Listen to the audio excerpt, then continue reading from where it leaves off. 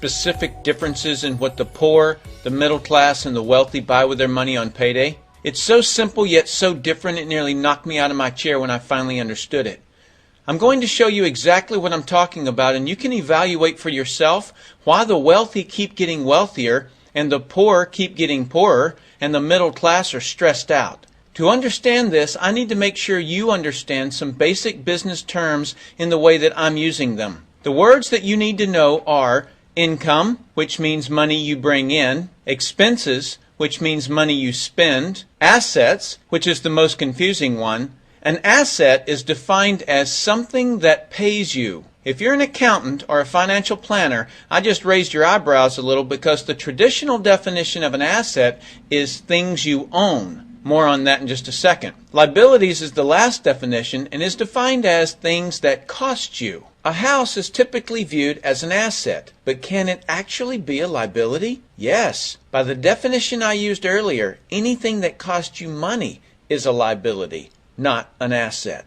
But to answer your curiosity, yes, a house can be considered an asset. When is it an asset? When it pays you money. If you were to buy a house and rent it out, and it paid you a positive cash flow every month, that would then be considered an asset. One more time on the definitions just to be very clear before we continue. Income is money you make, expenses are money you spend, an asset pays you, and a liability costs you. Now let's look at what the poor buy on payday. On payday, the poor buy what I'm going to call stuff. What is stuff? Inexpensive things that people buy that they don't really need to survive. You go into someone's house and you can't find any counter or tabletop space in the whole house because of all the stuff on it. You can't find a single foot of white space on any wall in their house because of all the stuff that's hanging on it. Where did they get this stuff? They bought it at the flea market, at the garage sale, at the dollar store, at the craft show. Their house and their car is full and cluttered with stuff. So income comes in on payday and then goes straight out the expense column to buy stuff. The poor really never educate themselves on assets and liabilities. The poor justify their buying all of this stuff by claiming that it costs so little. Yes, it was very cheap, inexpensive, not a lot of money, but over the years, it's all they ever had. The problem is their income never produced or created more income. I know this group very well because this was me. This was the way I was raised. I, in no way, am cutting or undermining this group of people or any other group. I just see a lot of financial pain out there and that need not be that way. I only want to help you, and hopefully you'll pass this information on to people you care about. Creating wealth is not a mystery. It's a formula. The only reason someone doesn't create wealth is because they don't know or don't apply the formula. Let's continue on and look at the middle class. The middle class is the group that society mistakenly thinks are the rich. They are not. Yes, they typically earn a six-figure income, but what they buy on payday keeps them prisoners of the middle class. What they buy on payday are liabilities. Remember the definition of a liability? Things that cost you? By buying liabilities, the money gets pushed up and out their expense column.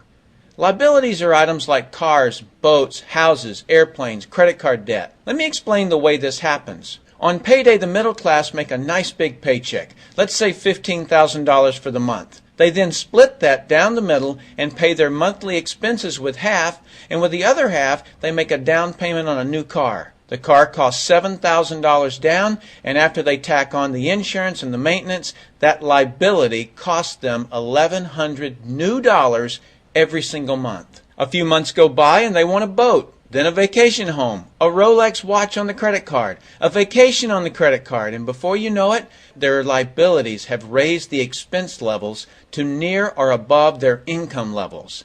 They actually spend equal to or more than they make, meaning that they have to go to work and make a certain amount of money every single month because of their liabilities. The other important issue with both the poor and the middle class is that normally all of their income is dependent on their own effort, meaning they've educated themselves to exchange their knowledge and expertise for someone's money. Here's an example. An attorney is knowledgeable about law, so people pay him or her money in exchange for that knowledge on an hourly basis. The problem there is that if they're not, the attorney, sharing that knowledge with a client, then the attorney is not making any money.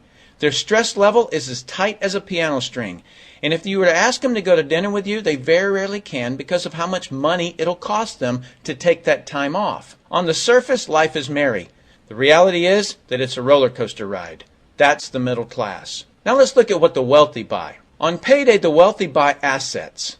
Again, an asset is something that pays you. If you want to become wealthy, buy assets that then earn you more income. The money wheel looks like this. Buy assets that produce cash, that then buy more assets that produce more cash, that then buy more assets that produce more cash. The wealthy spend their money and buy things that produce more money. Here's a couple of examples of assets that produce more income.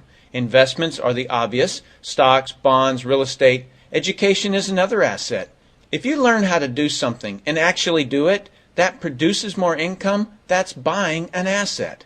I heard a great expression once: if you think education is expensive, you should see how expensive stupidity is. Another example of assets you can buy that pay you is businesses, especially those businesses that can create a passive income. Passive meaning that once you build it up, it pays you whether you're still building it or not. A little example is if you buy a pinball machine and put it in a barber shop. You don't spend any of the profits. You save them until you can buy another pinball machine and put it in another barber shop. This, by the way, was Warren Buffett's first business. Warren Buffett, by the way, is one of the top 2 richest men in America. The wealthy are extremely eager to find those passive income businesses because it continues to pay them month after month, year after year, long after they've stopped working the business. That's actually the way I created my millions. I found a passive income business that I built up, and it continues to pay me month after month, year after year. I then took those profits and multiplied them in another passive money business, and then again in another. In conclusion, here's what I've learned. You can't find these passive money businesses unless you're open to hearing about them. Then once you find them, be willing to research them. The reason I say this is that I answered a hokey little ad that I ended up making a couple of $1 million from, simply because of that ad. So these businesses are out there, you just got to find them.